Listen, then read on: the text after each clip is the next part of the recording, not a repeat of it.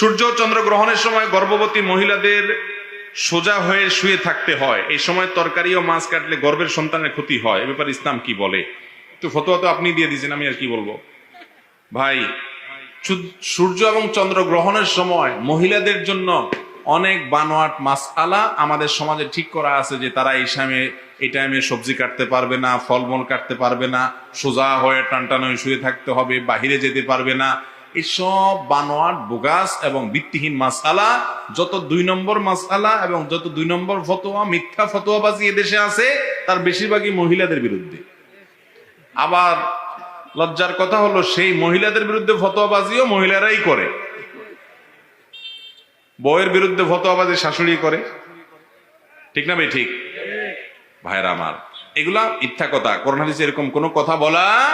চন্দ্রগ্রহণ সূর্যগ্রহণ করার সময় একজন পুরুষ যা যা করতে পারবে, মহিলাও তা তা